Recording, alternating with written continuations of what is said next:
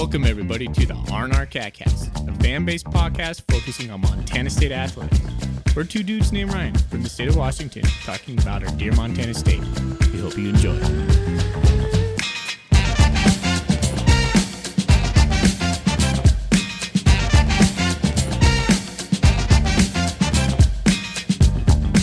All right, welcome back, Bobcat fans. Thanks for joining us on another episode of the R&R CatCast. I'm one of your hosts, Ryan Foley, joined with my good buddy, Ryan Thornburg. We are the Ryans of the R&R, the Montana State affiliate of the Big Sky Podcast Network. We want to give a shout out to Gear Up Sports. Gear Up Sports is a youth sports platform focusing on solving the uniform and apparel headache for coaches. If you're a youth or high school coach and need uniforms or player packs, please contact them at www.gearupwithus.com and make sure to mention the R&R CatCast. They are a Bobcat-owned company. They also have an R&R store that you can get some R&R gear if you really want it. That would be pretty cool. We're here on the heels of Montana State's whoop down, 38-7 against the Vandals. V's down. We'll talk about that game and what it meant for the Montana State program. It was a big time moment for us, Thorny. And then we'll talk a little bit about Portland State. We'll get into some Golden Coolies. It's going to be a fun show. How you doing, buddy? I'm doing great. Yeah. I mean, this is going to be a fun show. What's not to like? We just came off one of the biggest wins of the regular season vegan era. It's up there. It was a statement win.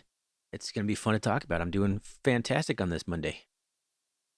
Buy or sell if all the Bobcat games could be played on ESPN2 underneath the lights, but it had to happen at 7:15. Would you take it? I mean, I would out on the West Coast, not having to like go to the game or anything. I would absolutely. Me as a fan sitting here in Washington. Yeah. Yeah. I mean, you and I, we have West Coast time. We have it the easiest. Mm-hmm. It's something about big games, though, for Montana State. When the lights are on lately, the ESPN crew's there. It's just electric. Montana State just shows out. It's really cool. So I can't wait to talk about it more. But I think that's all. Are we missing something? The rundown. Yeah, there you go. Here's what we're going to do. Hey, listener, thanks for joining us. If you never listened to the R&R, Ryan and I have been at this for a while. We're just two fans talk about Montana State. And we're here to give it to you. X gonna give it to you. Yeah, you just had went through my mind. It went in my mind too. It went through my mind. Yeah. Hey, there it is. Can't just phrase it like that.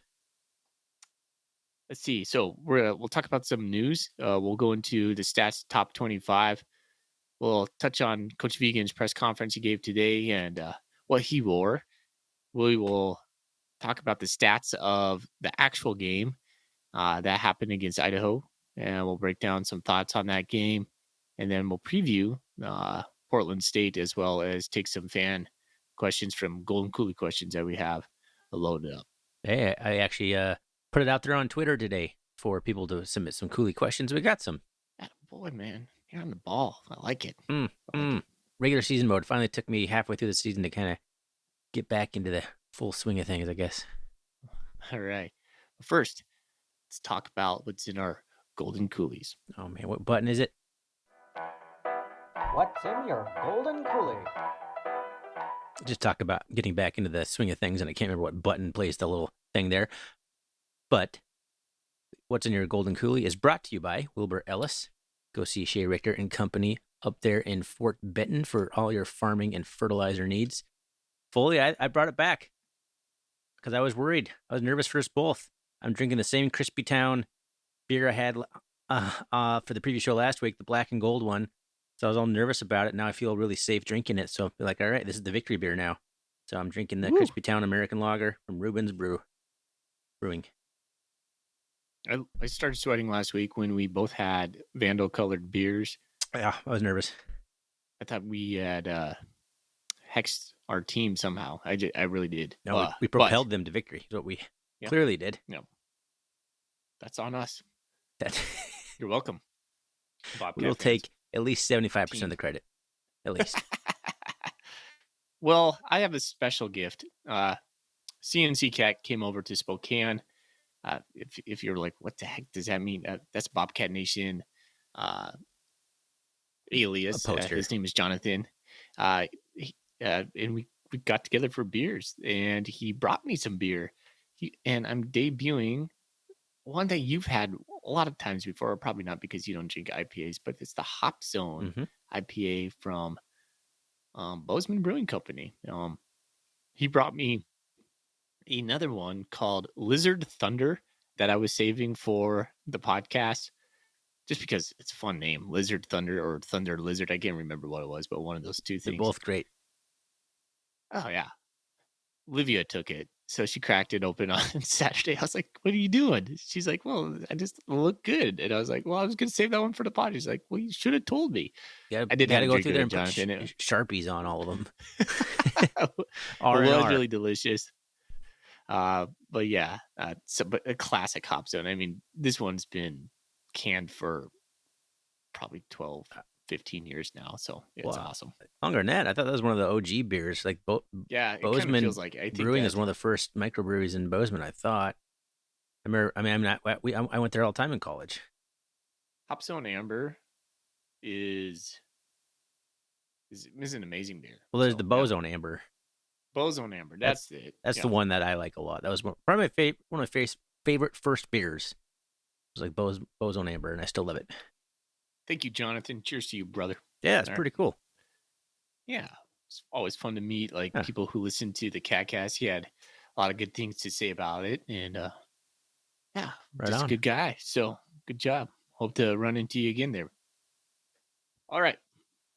So let's talk about the top 25. This is like literally the first time I peered into it today. I've had quite the day, but I didn't expect anything to change all that much in the top three. And look, it didn't. South Dakota State, North Dakota State, Montana State. We did get two more first place votes from last week.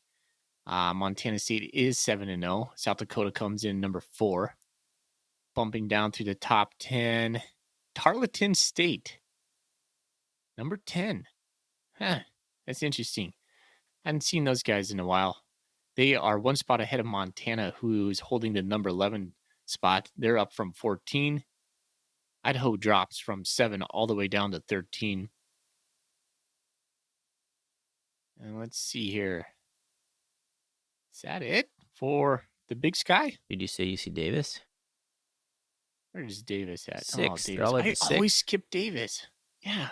I don't know. I Everyone's don't know. kind That's of like 2 weeks in a row. they're like the afterthought a little bit in some ways, but they're slowly, quietly having a 6-1 start on the season.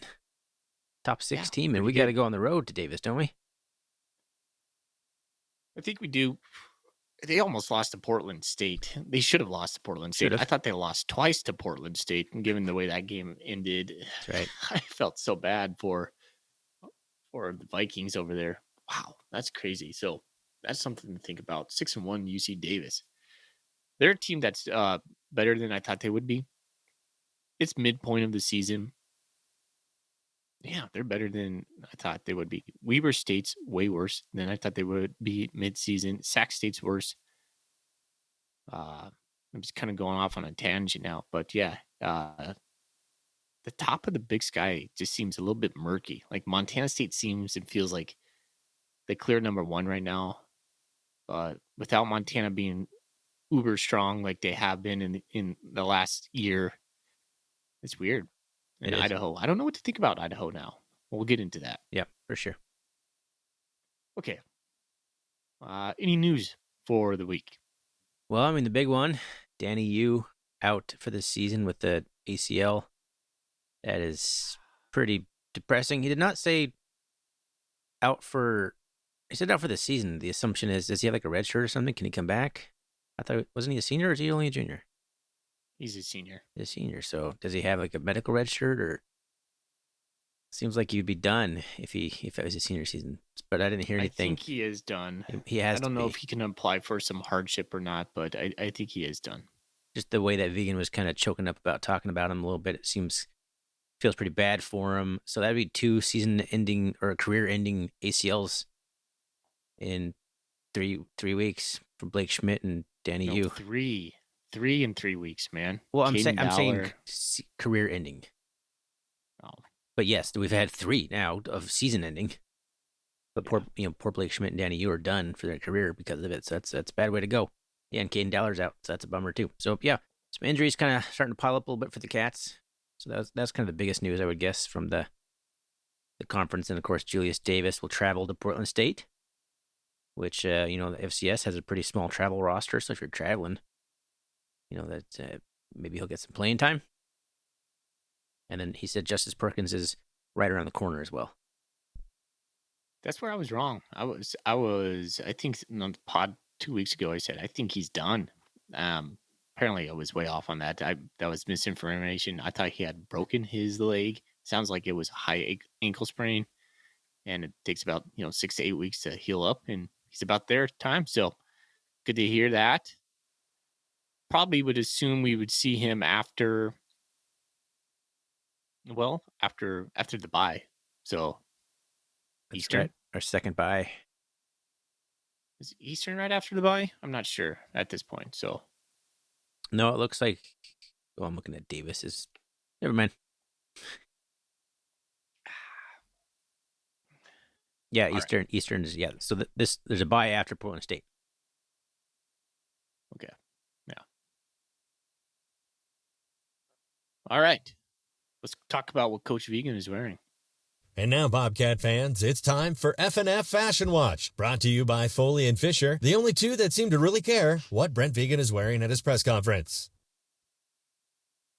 That's right. Coach Vegan wore a flat blue navy suit, a white and gray checkered shirt with a deep blue tie with small silver dots.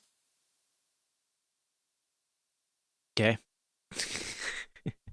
I don't. No pocket square. I'm not no sure baloney, what to no comment pocket square. about these half the time. You know what? I have word from a couple people who listen to this podcast. They like that segment, so I'm keeping it. So we have a Golden Coolie question.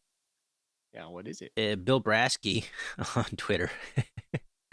If you know the name Bill Brasky. Do you think Coach Vigan is waiting to break out the pocket square until a big game presser like Cat Grizz or the playoffs? No, I don't think he No, is. I'm afraid not. I don't think he's keeping it on some sort of like a back burner just to wait until the right time. I think it's just don't think he's a pocket square guy. As much as everything inside me wants to say yes, no.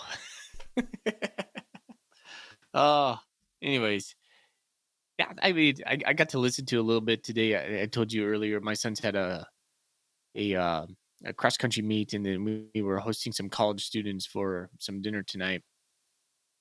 Yeah, I didn't get a chance to write down any notes from it, but you kind of mentioned the big things. He talked a little bit about the injuries. Continues to be pretty happy about the game. That's one thing I did catch, and it was more of his press or post game presser. He had a sense of relief in his voice, and then he was just really like, he goes, "I'm proud of my team, damn proud of my team." And coach just, it felt like his guard was down just a little bit. He was just very more authentic. It was the same kind of moment when he was talking about, he got a little bit emotional about, Danny Hughes and went down in a blaze of glory. So I think he's just feeling good. He's in the feel good moment right now. But you know what, Thorny? We're only halfway through this sucker. We got a lot of football left. And if we start applauding ourselves because we took down Idaho 38-7, well, we can live with it for a little bit, but there's a ton of football left. And I think that's my message. If he's listening to me, Ryan Foley, let's get back on that horse, coach. 1-0 mentality. Let's go. They've been preaching it since spring, man. I don't think that's going to change after one win. They've been just pounding this into the guys' heads. That's the mentality this year, and this is why the mentality. This is what they're talking about. So when a game like this does happens, we come back down to earth and get ready to play some football again. 100%, yeah, and I think that's the difference from last year, right? I agree. So far. Anything you took away from the presser that you want to talk about? I didn't even listen to it this time. It was pretty vanilla as pressers go. There wasn't anything outside of the injury report that you already talked about. So, yeah, that's all I really have. Okay. All right. Should we move into the stats? segment. I guess so. This pod's going really fast. Yeah, which is good because I'm tired. So I'm trying to keep the energy up here. But if this wraps up at 45 minutes, I'll be a happy camper. Ooh, there you Bobcats go.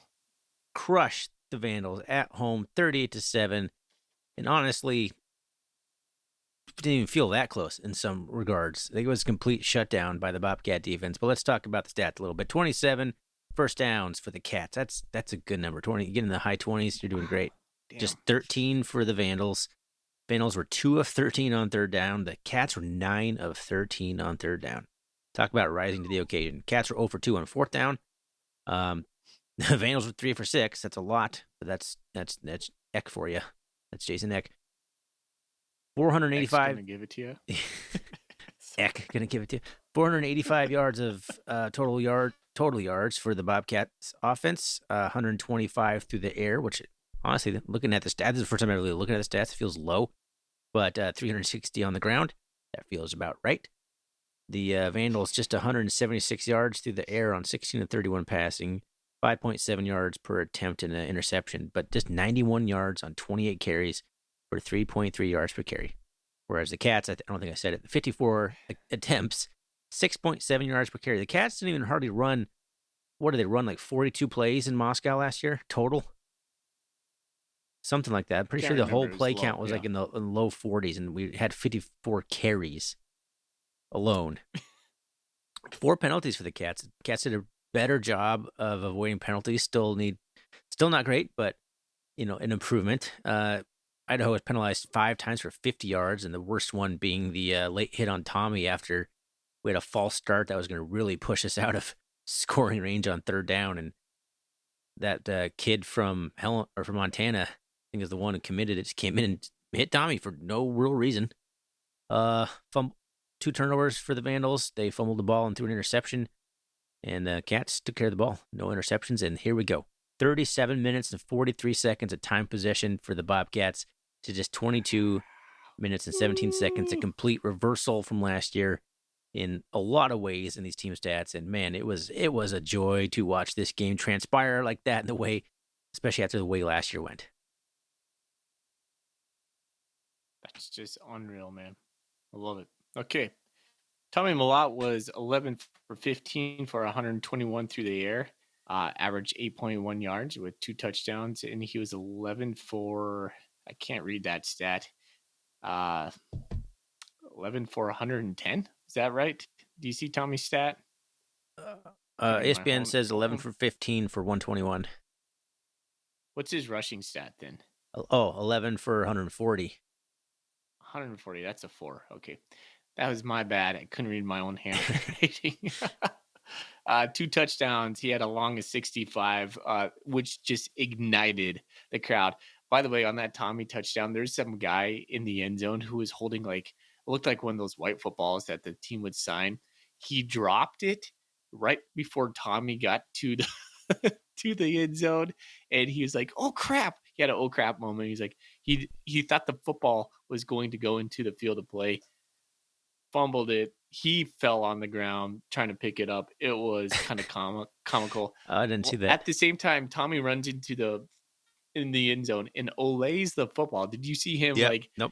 finger roll it to I remember the crowd? telling my son when that happens, like, look here, Tommy. He did a little layup. I showed him the highlights the next day. It's like he did a layup in the end zone. You don't see Tommy. I mean, once in a while, Tommy will get hyped up, and it gets hyped up. It's like a low key hype, but it's there. You can tell there's a lot of. It's there. It's lovely. I like it. So I like the little Olay move he had. It so it's pretty cool. Yep. Hey, Scotty Humphrey had himself a day. 19 carries, 124 yards with a long of 18. Did not have a touchdown, according to ESPN. Adam Jones was 11 for 39. Colson Kuhn, 3 for 26. Chance Wilson, just some backup stats, 3 for 17. I think that's his carries. Yeah, and then he had, that's his passing. He had one carry for 2 yards, or 1 for 2. I'm screwing up over here. I'm sorry, buddy. 1 for 2 on passing for 4 yards. 3 carries for 17 yards. That's more like it. There you go. Jared White had 4 carries for 9 yards. I keep forgetting about Jared White, but when he touches the ball, his speed is just different than Scottree and Adam. I'm like, it's almost akin to when they would bring Elijah in last year.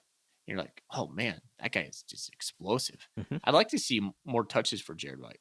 He was thrust into that role early last year when everybody was getting injured, and him and Julius Davis were sharing the load most of it last year.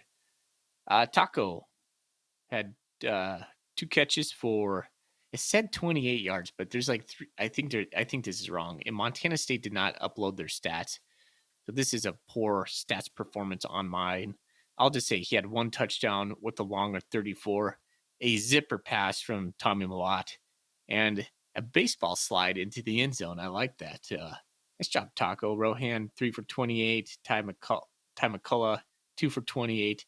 I'm not sure if these 28s are all true. Kind of suspicious when 3 of our receivers have all 28 yards, but it might have been. I don't know. It is We'll true. have to ask Bill. I'm looking at ESPN. Yeah, that's where I got it from. But typically, I back all these up with MSU Bobcats stats, and the game wasn't posted yet. So, just saying. Junior Alexander had 1 catch for 23 yards with a smelly finger sniff after it and pointing to the first down. I love that move.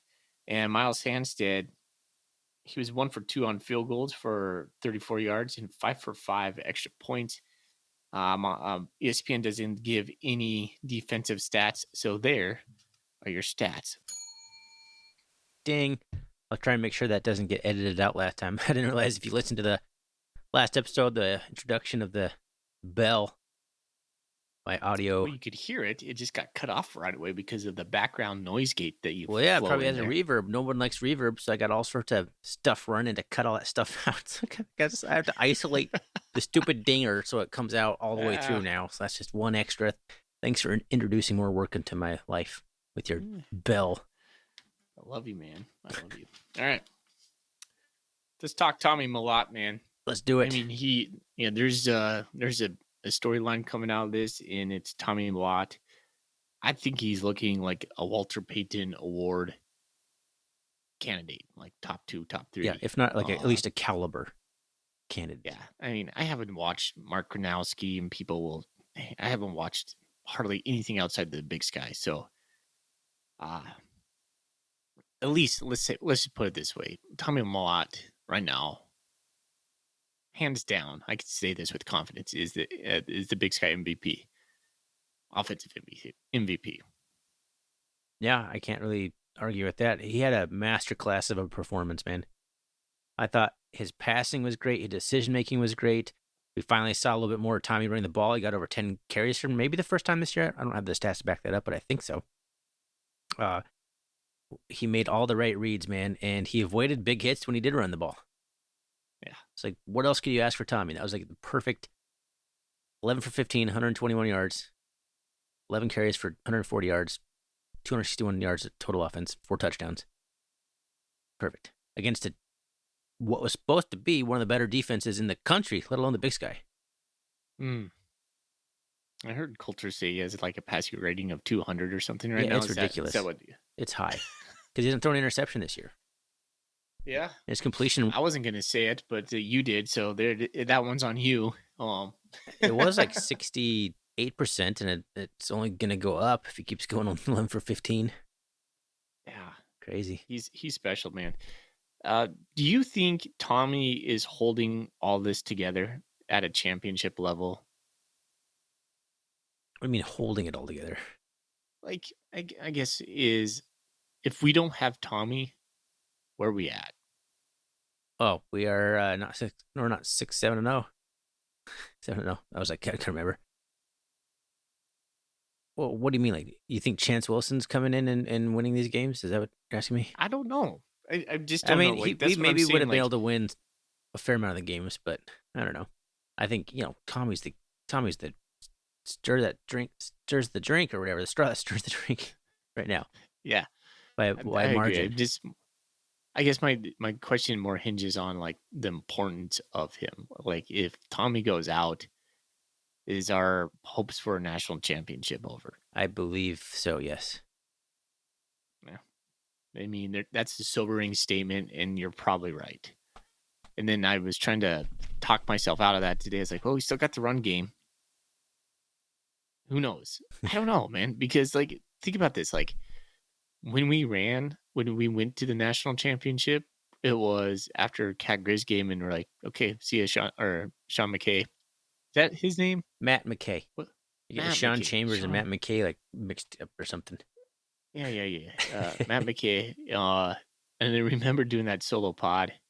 It's like Matt, like it was an emergency pod. I did like a 12-minute solo pod, and I was like, holy cow, what are we gonna do? Tommy Malott came in and sparked the run. So I mean, yeah. I mean, Chance could be the guy that comes in and just instant star. You know, the guys that just perform better when the lights are on, kind of guy. So it's possible. Yeah, who I mean, knows? anything is possible. We give him. I think it all runs I through think, Tommy right now.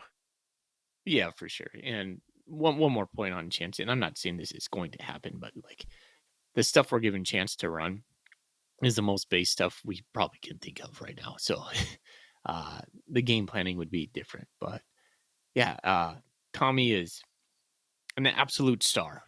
And his composure, the way he operates sometimes is almost robotic in a way. He's so analytic, I feel like, as a player and just as a human. He comes across like that in his pressers. I've always kind of knocked on him for being just kind of boring. He had a good presser after the game. It was, I mean, you're just seeing a little, I think, a different side of him. And he's just so good right now, man. I'm just so happy for him. He's just playing at such a good level. It's exciting. It makes me excited to watch the games, just to watch Tommy right now. It seems like I don't know if this was ever the case, but if it was, he's not in his head at the moment. I don't know if he was, but nothing's in his way. He's not in his own way. He just feels, he looks comfortable and confident and total command of the offense, and love it, man. I love to see him rise up to that because I wasn't sure. And he's had some games this year where I'm like, I don't know if Tommy can take us there, but plays like that, if he keeps progressing, yeah, absolutely can. As good as Tommy was, I think the defense won this game for us. They played fantastic. That's probably the most aggressive, fiery defense I've seen from the Cats in a long time. What is different this year, Thorny? What are you thinking? Bobby Daly. What else can you attribute it to? And of course, Sean Howe. I think he's a big piece of that too. I think, but I just think it's the staff. I don't think we're more talented defensively. Probably not. Maybe you might even say our defensive line is probably taking a step back, but we are showing different pressures. It looks like We're being more aggressive, I think. I think it's just a scheme, and it's just the way we're playing. Maybe it's been simplified, and the guys are able to play faster because they're they don't have to worry so much about their alignment or whatever. They're just get it going, and that's my biggest concern about Danny Yu's injury is, being that leader, that fiery leader out there that gets everyone in position. He's gonna be gone, so I'm a little nervous about Danny Yu from that angle because you get. The Vandals got going a little bit in the second half after Danny Yu went down. yeah. So Danny's never been the fastest guy out there, but he's been pretty crafty and smart. It's always the first thing you say about Danny Yu anytime we ever talk about him is he's not fast. And I don't know why. He sticks with me though. It does. I don't know why I don't think he's slow. And he's been playing very fast. We talked about this. Playing fast and being fast are different. He's playing fast this year. That's a good point. I like that. I'd agree with you on that. He was part of that big fourth down stop at the beginning of the game. Like Callahan blew it up, but Danny Yu was right there to mop it up. Like I think he's been playing at an all conference caliber level, and he's a very popular player, and you could tell Coach Vigan was pretty upset. And I think there are gonna be a lot of guys that are upset too. So 100%. DeMike's on Twitter asks us. I'm gonna try and sprinkle these in as we go. Danny Yu out for the rest of the season with injury. Which linebacker is set to take his place? Well, I think Vegan said it's Neil Daly. No, it's Brody Greeby? nope. Bryce Greeby? Bryce Greeby. Thank you. I kept wanting to say Bryce Stirk. So now I'm really getting my Bobcats confused. Loved Bryce Stirk. Uh, yeah. So yeah, I think it's gonna be Bryce Greeby's gonna be doing a lot, but he also said Neil Daly's gonna have to be the guy who steps up probably more than anybody because he's gonna be playing. Because Stirk got in even with Danny U healthy, so they like to have a third linebacker in rotating in, and Daly's gonna have to really step up now. So it was the thinnest position I think, and not a good spot for an injury. Whew. Yeah, I'm a little bit nervous about it. Does you have a Golden Coolie question on that? Does the emergence of Drew Polidor mask that? It's a good Let's see. offset. It's as close as we're gonna be able to do to offset it because man, Drew Polidor is different, and he showed that real He fast. is. He made that play, that tackle. I don't think anybody's made a tackle like that from safety spot the entire year, and he made it look easy. He's just screaming, "I'm back! I'm back!" I love that man. He is a dude, and Oh yeah, those blue and gold blitz. He says, and I mean this in the most respectful way possible. Does the return of Drew Polidor offset the loss of Danny U? Buy it, or sell? I guess I'll buy it because he's kind of same personality. So one fierily popular leader down, but another one rises up and kind of is able to do some of the stuff Danny. I mean, it's at best, I guess it's a wash. So I guess that Yeah, is kind of it's a definition wash. of offset, right? Yeah. Yeah. So I mean, I'll buy it, but I'm not happy about it. I'm not sure. It definitely upgraded the Talking on the secondary real defensive fast, though. line.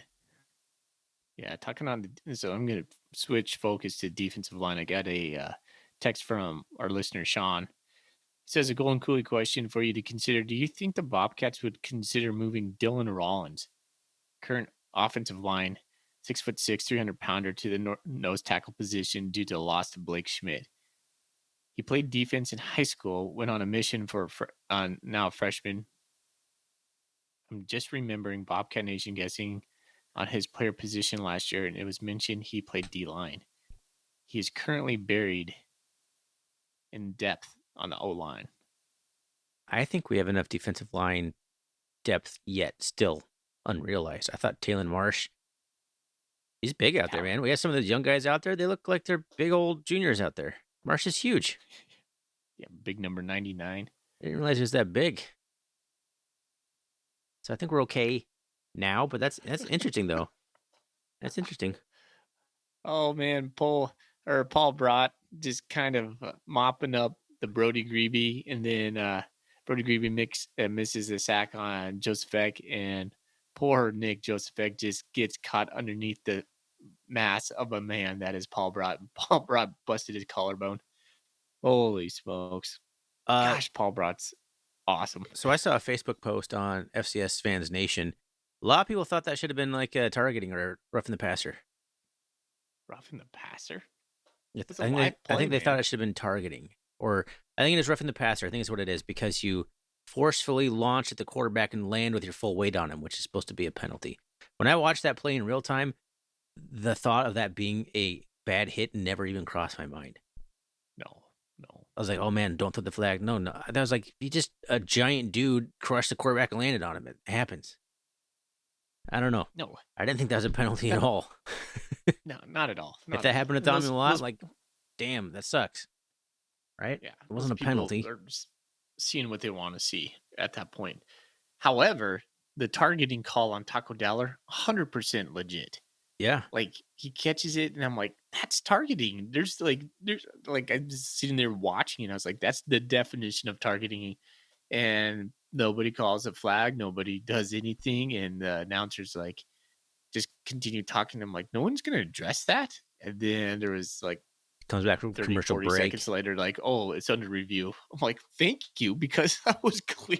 Like, Taco's going down. He's covering himself. The guy just launches himself like a missile into his head. I'm like, what? How's that not get called? Yeah, It's so completely weird. unnecessary. Like Taco was already pretty much tackled. I don't understand why that guy did that. I know we're kind of ping ponging back and forth, but for the weird things that didn't get called, that touchdown pass that they got at the very end that looked like it skipped off the turf, not even reviewed. I didn't I even was like, really. I what? wasn't really paying a lot of attention at that point, so I didn't actually see that It skip or was anything. I just saw it like, really, oh, touchdown, darn, we gave it the touchdown. But everyone's like, no, ah, that wasn't a touchdown. I'll have to go back and rewatch that.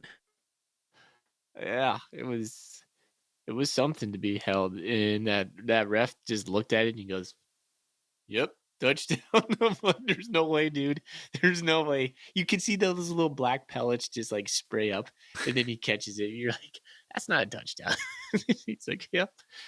Like, Everybody just wants to go and the home. whole, Refs wanted to go home. yeah, he was like, it's 11:30 at night. I'm still refing this game.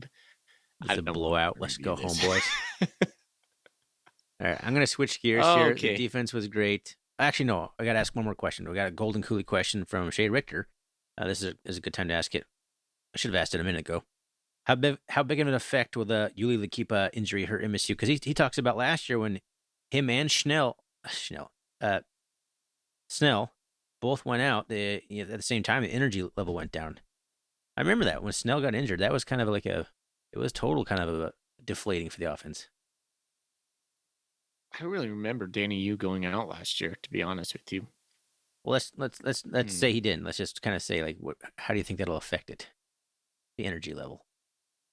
I touched on it a little bit because I I think mean, that's you my take biggest it. concern. But Yeah, it'll be different. You take an emotional leader off your team. That's not some, you know, players either have it or they don't, right? It's his kind of attitude, his infectious smile, his energy that he brings. It's just it's organic to him, and you can't just say, okay, Makeda Riley, you need to be the Danny Yu now. Well, he needs to be able to get guys lined up, and the buck stops with him with that. But the intangibles, as you like to call them, you can't replicate that. So who does? Does the emergence of Drew Paldor? Because he's fire. He's straight fire when he's out there. So can we lean on that? Do we need to? And that's another thing. Is like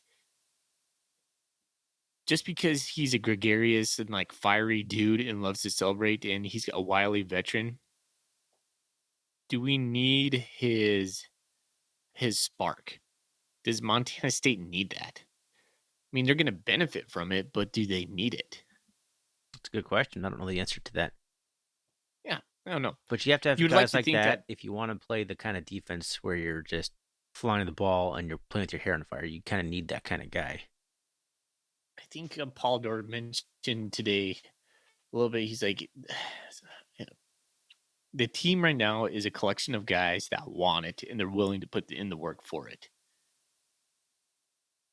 Or maybe O'Reilly I'm good with that, steps up a man. little bit like that too. Yeah, Because he's pretty fiery out there too. Honestly, if you watch him play.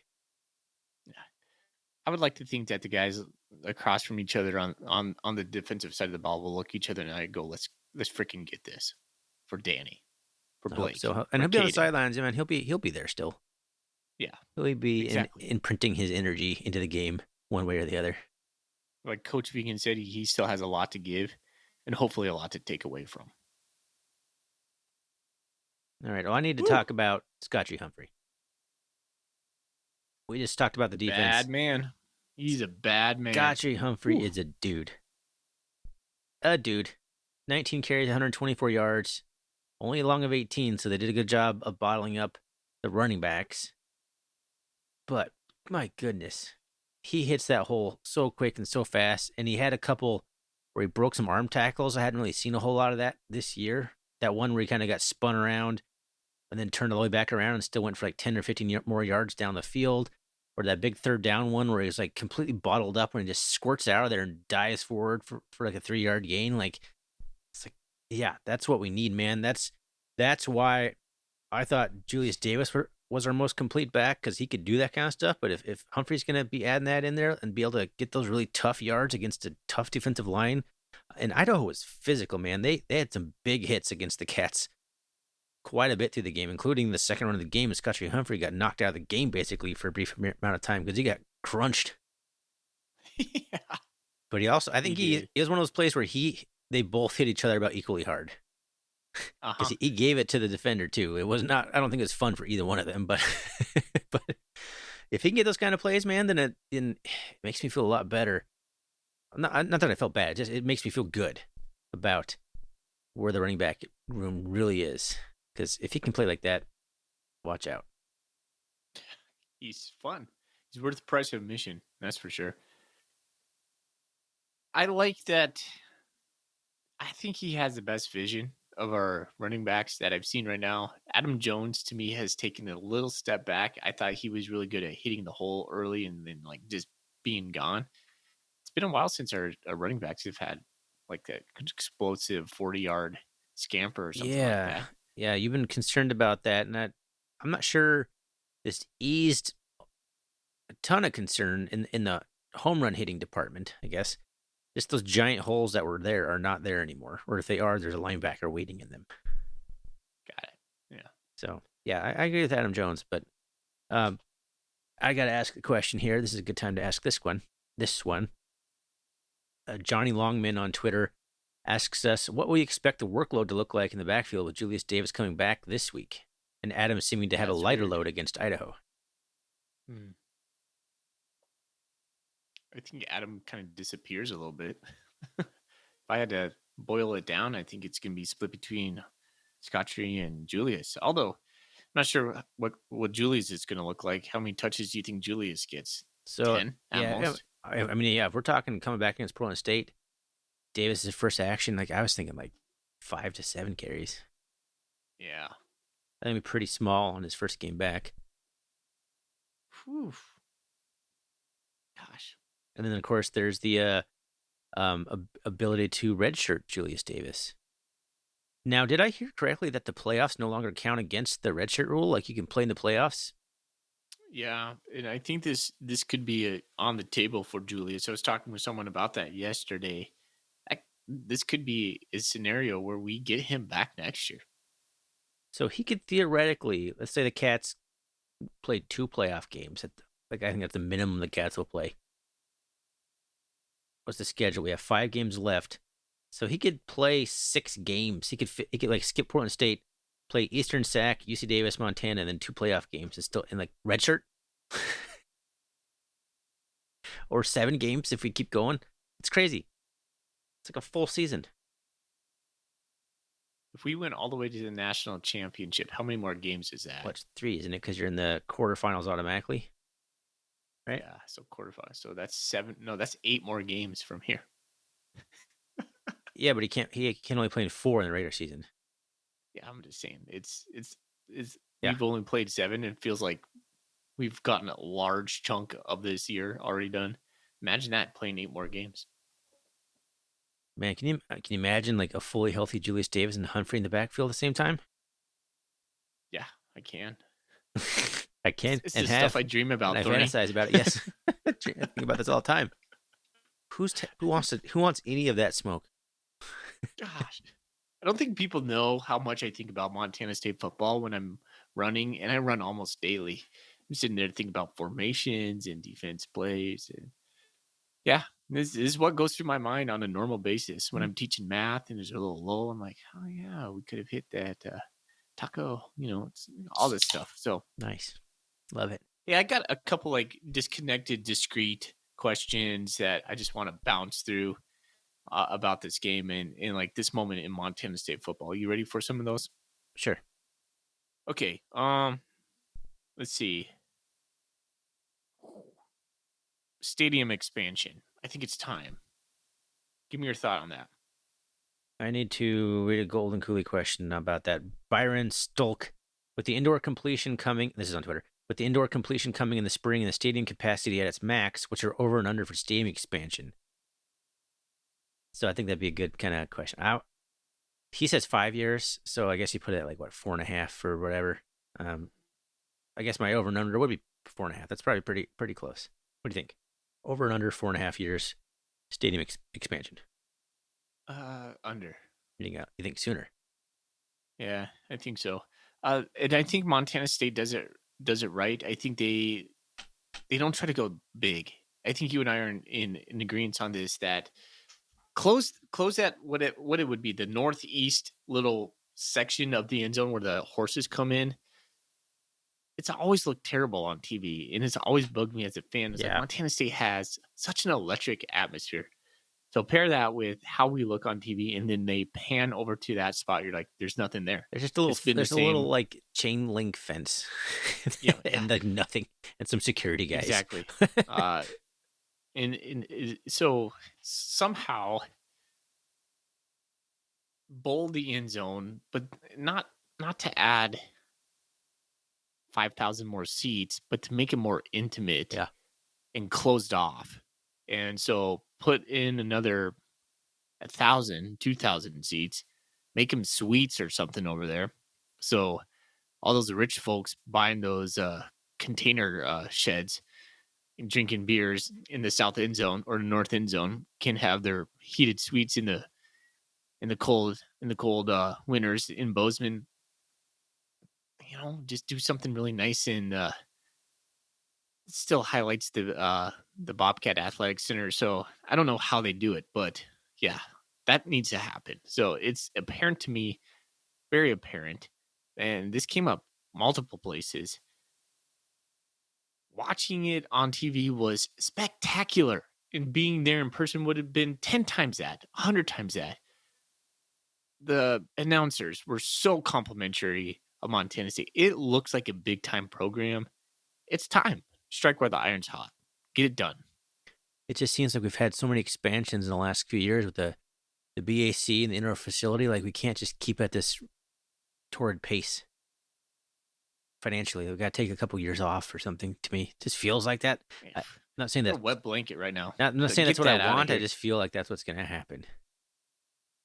That's all. Yeah. I don't know. It just seems like the momentum's a real thing. It's rolling. People are flocking to Bozeman, man. People want to be attached to this program. You're getting tangential people now. You're like, oh yeah, let's go. It is. You can't replicate what just happened on Saturday night. No. That is a unique show in Montana. Think about what happened. It was a revenge game, a top 10 matchup, national television, underneath the lights. It had everything going for it. And Montana's delivered in like perfect fashion. They just knocked it out of the park. Grand slam. The rodeo entrance is so unique and everyone talks about it. I always browse Twitter when Montana State's on on the networks, and random Twitter people are always talking about it. It's pretty awesome. Yeah, so if the horses come out of a tunnel or something like that and it's bowled off and they have some sort of, I don't know, I think you could put even like one of those like ranch fences right there just to make it look like the horses belong back there. I don't know. Do something. Anyways, the other discrete question I have is peaking early. Are you afraid Montana State is this the best it's gonna get for us kind of moment? No, haven't even begun to peak, as Dennis Ooh, would say on tell me more. sunny Tell me more. Philadelphia. I need that because I'm a little bit like worried that we're getting a little too big for our britches moment. So tell me more. I don't know, man. I mean, I guess how much better can Tommy play? But I think we can keep it up, though. I think we can keep stringing these complete games together. I think there's still room for improvement in the secondary, and Drew Pollard is going to bring that. I don't know. I feel like we can really, are you now afraid of anyone on the rest of the schedule? No, I'm not. I'm not afraid of anyone on the schedule. I just don't know if our guys start to feel a little bit complacent. I know they talk about the 1-0 mentality, and maybe it's more ingrained in their heads than it will ever be in mine. I believe him. So, yeah. All right. Personally. Cool. Okay. I'm good with that. No, we haven't peaked. We're not going to get worse anyway. Just keep bringing it. Because you said it yesterday on the Instant Reaction show. You're like, it's going to be a harder game in Portland State than it was on Saturday. Yeah, I mean, it'll be probably a closer game, and it doesn't mean we've regressed or anything. It's just going to be a whole different environment. We've been playing at home a lot, and it's going to be a different different feel out in Hillsboro. Yeah, I agree. All right. Hey, buy or Okay. sell. T Reno on Twitter asks us, the blue pants, blue jerseys, and gold helmets is the best uniform combo. It's not my favorite. It's close to my favorite. I love the gold helmets more than the white helmets. I like Do you the like gold blue pants or jerseys. something? I like the gold pants. Yeah. Like the gold pants. I think it probably is my favorite combo. I like the blue on blue. I've always been a fan of the entire uniform being the same color. I don't know what it is. I've always been a fan of that. Even the helmet. I like teams that have like straight one color everywhere. I don't know what it is, but the helmets, the helmet probably is better to change it up. So I like the gold that they had that, and then the script on it. I thought that was a good look for national television. Just like watching all the Bobcat players like gather up before they run out, just like that gold helmet like shining in the bright lights. I was like, hell yeah. Yes. Yeah. Oh man. I talked to Mr. Kratzer again. Shout out, third week in a row. He literally said to me, unscripted, no prompting, because he goes to every single game his son plays. So his son was Zach Kratzer, number 96, defensive line. Again, shout out to him. So he was at Autzen Stadium. He told me, goes, I like Bobcat Stadium better than I like the Autzen Stadium. I was like, are you serious? And he goes, yeah. He loved it, dude. He didn't love the ass kicking we gave him, but experience. I was like, how'd they treat you? And he's like, oh, Bobcat fans are awesome. Nice. Love to hear that. Love to hear that. Big. I like the good welcoming stories. Yeah. And it sounded loud on You, TV. I know that the commentators compared it to Outson a little bit too. A couple they're once so or good. twice, and I'm not saying that Bobcat Stadium is louder than Outson Stadium, but No, it's not. I think one announcer said it's louder. I'm like, no, I don't think so, buddy. But just even having like that comparison or the thought come to my mind, announcer's mind or whatever, like that's good to hear. It's good exposure because those are big time guys and lots of eyeballs watching it and hearing it, and you love that kind of praise. Well, it's time to put it in the rear view. Start focusing on Portland State. Dante Sachere, 200 yards on the ground, 200 in the air. He gave his fits last year. It was pretty close at halftime. Kind of a wily vet over there in Hillsboro. Yeah, where is he now? He's probably only like a junior. I feel like he's still pretty young. Seems like Portland State's doing Portland State Oh, things, I guess or he. they're losing a lot of games, but then they have a surprising win, and they're always pretty dangerous. Well, I said it. I don't know how much I said it on the podcast. I know I texted you a lot. The Cats still are giving up big passing opportunities that they've been lucky to avoid teams hitting on. Dante Chachere gets a couple of those out there. They still have Quincy Craig, right? Yep. Quincy Craig was a good weapon. He gave us fits last year. If he's running wide open, you know, Portland State can score some points on the Cats. They're going to score more than 7. I would almost bet money on it. Blue and Gold Blitz says MSU will roll PSU by 28 plus. And he prefaces that with the buy or sell. I'm selling that, Blue and Gold. If we do, that'd be awesome. But it's kind of bring your own energy game, high school stadium.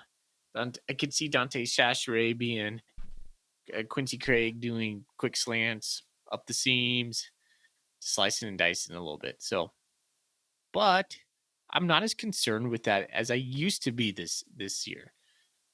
And I know that is a weak spot. And sometimes we have receivers running wild in the middle, wide open. You're like, what's going on? And Idaho miss some of those. That's coaching right there. That stuff can get corrected. And we are bringing different types of pressure on the quarterback or third down stuff. It's just different. Like you said, it's defense is looking better. So I'm not as concerned. I am concerned, but not as concerned. Excuse me. One thing that strikes me looking at the schedule here. Let's run down Portland State's schedule to date real fast here. They opened at Washington State, lost 70-30. Then they lost at Weber State, 43-16. And they had their home game against South Dakota canceled because of whooping cough. So then their next 2 games are also on the road. So they're at Boise State. They lose 56-14. They go down to Chattanooga and lose 45-30. Then they're at home finally for the first time on October 5th, which is crazy. But they win 27-6, they lose 27-26 against Davis. And then they go on the road again to play Idaho State, and they lose 42-38. If you're hearing those numbers, the thing that's popping out to me looking at this, they're giving up a ton of points. 70, 43, 56, 45, 27, and then 30 or 42. 38, excuse me. What is that, like 50 points a game? 40 points a game? So, I mean, there's a good opportunity for the Cats to score some serious points here. Now, this will be their second home game, so it'll be better energy for them. They're definitely a different animal in Hillsboro. Just not a fun place to play. It's just a weird place. Probably the most bring your own energy venue at the moment in the Big Sky because it's not even on campus. This one's over by the third quarter. I hate to say it. I never say anything like that. It's just like one of those games you're like, yeah, Montana State's going to continue to score some points, and yeah, probably they will put up maybe 21 on us. Yeah. How about that? I was thinking it could be like a 35-38-21 type game was the number that was in my head. 35-38? That close? No, Cats score 35 or 38. Oh, and give up about 21. I probably think we I score worded more, that weird, but yeah. All right. It just depends on how fast we get there, right? Yeah. And then we start taking all the guys out. Which I don't know. I hope this isn't a game where we have to go the entire distance with the starters. That'd be a little concerning, I guess. What would be concerning in this game for you? Obviously a loss, but in a win, do you need to see the Cats pull the starters in the fourth quarter to feel good about a win? I don't. The thing that would concern me the most is if they could sustain drives. If they can eat up clock on us. That's how any team is going to be able to beat us, if they control the clock and can rush for the ball, or rush essentially. Or, I guess, thinking about this out loud now, if the short pass game takes over the rush and they can just get 4 or 5 yards, dink dunk on that. Yep. But again, I don't think that's going to happen, because I don't think Coach Daly is the defensive coordinator this year that's going to just sit back and let that happen. They might try. They might say, okay, we're going to play base. Okay, you're getting this. Well, then we're going to start setting pressure. So, dictate terms. No, I We do better. We do better when we get out of our base. Not necessarily get out of our base, but sometimes when we just rush 4 and we drop 8. Excuse me, that's not good math. 12 guys on the field, not good.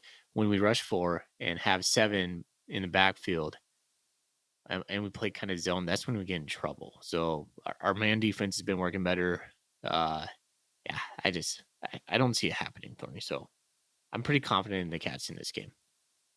Yeah, no, I feel good about this one. But Portland State, you never know with Portland State.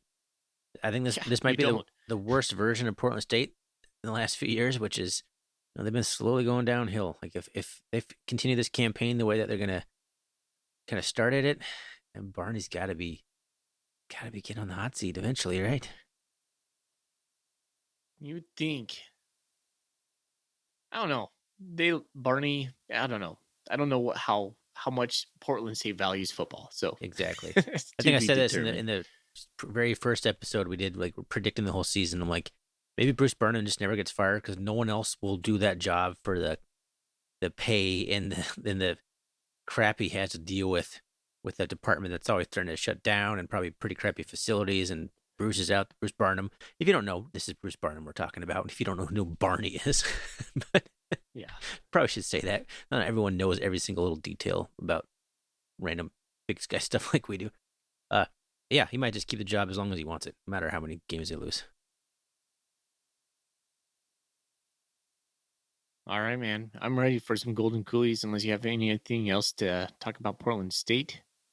I really don't. I really don't. Okay, so I'll run down. Got a smattering of them. All right. So they're going to feel a little bit disconnected, but here we go. Cats are back. 76 says, okay, presuming Danny Yu is out for the remainder of the season, he is. Who's next? And what changes in the middle of D? We talked about that. So that's and he says, but is it worth looking at doing something with Ort maybe at the second level? I think he's kind of referring maybe should we consider playing Ort at linebacker? I don't think Ort's big enough, is he? I'm not sure he can sustain. His body can sustain several games. Linebackers, definitely more beat him up physical than safety. Yeah, to bang in the box like a linebacker needs to do. I'm not sure if Ort can sustain that. Um, yeah, it's a tough one. That's tough. Rylan Ort So, is 6'1", 210. well, I mean, we've had plenty of good linebackers over the years in Montana State in the 215, 220 range. yeah. So he's not far off, I guess. Do you think players get heavier throughout the season or do they get lighter? Get lighter. I mean, you lose some muscle mass. Yeah. Let's see. Put these games in order most likely to trip up the Cats. Ugh. The Brawl at Eastern at Davis. Put them in order from Prodigal Cat. Davis, Grizz, Eastern. Okay. I'm good with that. D Brew MSU says which is worse if you bit your own foot? This is he's low key trolling me right now. Oh yeah, he said something Um about bite your own foot right in the instant reaction. which is worse if you bit your own foot or if you get slowed down because your foot is being chomped? What's worse? I don't even know. Being slowed down because my foot's being chomped is worse. Yeah. He says also, can you bring back the term whoop down? We will always say whoop down. Oh, we said it already in this episode. Yeah. It's never going away. Danster21 says, how are you liking Tommy's chili so far? We're liking it, man, a lot. And he says, have you heard about anything of the impact Chambers has had since joining the coaching staff? What do you think the odds are, Tommy, joining the coaching staff as in part of his life too? Any part of his life? Well, the chili's been Chambers. fantastic. I mean, I have to first address that. Been absolutely delicious, on point. I just think is it like a nice white chili, like white chicken chili, white bean chili? What kind of chili, Tommy? He's kind of like a stag chili, man. You know, the one chili. that you can get in the can, and it's just nah. Stag is the best canned chili. He's not white chicken chili. Don't even bring that type of chili into this conversation. I love white chicken chili. Delicious. Does Tommy's chili have beans in it? Yeah. I mean, I think it's all chili that's a standalone should have beans in it, in my opinion. Does Butte have a famous chili? I feel like Butte has like its flavor of chili. I don't know, but Butte chili seems like it would definitely have beans in it. Yeah, I don't know why. I don't know what that means. Yeah, but Butte chili's got to have beans in it. No, the only kind of chili that doesn't have beans is if it's going to go on top of something. But if it's by itself, it's going to have beans in it. That's my personal opinion, and I will not be Cincinnati changed chili goes on that. spaghetti. Yeah, there's no beans in it. If you had beans on it, it'd be really weird. Let's see. Do you think I don't know. I don't think Tommy's going to be a coach. I I don't think either. he's gonna be a financial engineer, just like he is planning on. He's gonna work for D.A. Davidson, like he did this summer. He's gonna make a ton of money, and he's gonna be very successful. Yeah, he just seems like a guy who's gonna instantly go into the workforce, be successful, and never look back at football. Nope. I don't All know right, why. let's see. Oh, this is a good one. Longtime Cat says, when Tommy's older, would you be more likely to hire him as president of MSU or head coach for the Bobcats? Say it again. When Tommy's older, would you more likely hire him as the president of MSU or the head coach for the Bobcats? President. Yeah, same Z's. He would balance the hell out of those books. Let's see. CNC Cat says in response to Debrew MSU, which is worse, if you bit your own foot or if you get slowed down because your foot's being chopped. That's the weirdest question I Well, think I've ever read. It's a weird He one. says, I only answer that. I never really explained why I picked. Because being chomped to me seems like they're continuing to chomp it. Like if you bite your own foot, I assume that's a one-time thing. If someone's slowing you down because they're chomping on your foot, that's a chomp, chomp, chomp, chomp, chomp. Like no thanks. Maybe one single chomp, but if it's okay, a multiple chomps, the CNC brings it full circle. It says, do you agree that either of these options are better than being shot in the butt? yes, I'd rather get bit in the foot than shot in the butt. It's because you shoot yourself in the foot and getting bit in the butt Yeah. not we. I Yeah, you said bit in the foot. Yeah. Which is pretty funny. I completely forgot about that until this came up. Yeah, no thanks. No People are shooting in the what butt. the hell are these guys talking about? Yeah, this is what. Okay. Rooting for the Cats, new time poster, 48 post says, what's your take on these what's your take on these this week against Portland State? Defensive takeaways over under 1.5. What do you got on that? Over. Woo! I like it. Feeling spicy. Go under on that. 2 turnovers.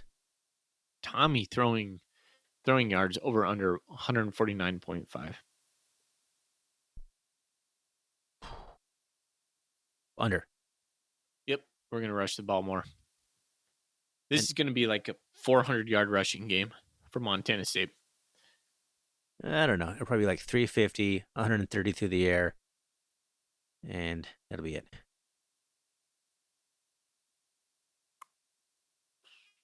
And let's see.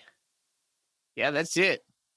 That's all there's on that. All right, I knocked out all the ones on Twitter and text. Yeah, let's an award one. How about Twitterland? You got any one that you really I liked liked? Bill Brasky waiting to bust out the pocket square for a big thing. I thought that was funny. Okay, Good let's one. do it. Bill Brasky. All right, I'll tag you on Twitter and reach out to us. We'll get you a golden coolie mailed out and maybe a sticker and whatever else we got in the swag shop. Mm-hmm. Do we have Do we have magnets? Why do I think we have magnets? We don't have magnets. We have magnets. We do have magnets. I have a ton of them. They're all in my fridge. Every single one of them's on my fridge like a Pride sticker helmet.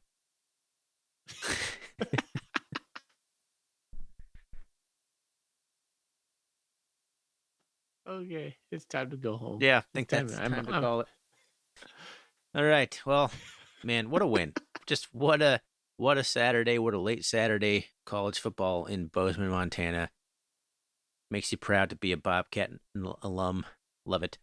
Thanks, everyone, for listening to our podcast, our rambling podcast that we keep doing every year, and people keep listening to it, so we're going to keep doing it in perpetuity. You can find us on Twitter, RRCatcast. You can find us on the web, rrcatcast.com. You can always find us on Instagram, RRCatcast, Bobcat Nation, all those places that Bobcat fans hang out. We'll be there. Foley, let's get out of here, man. Let's go, Cats. Go Cats. Go, Cats.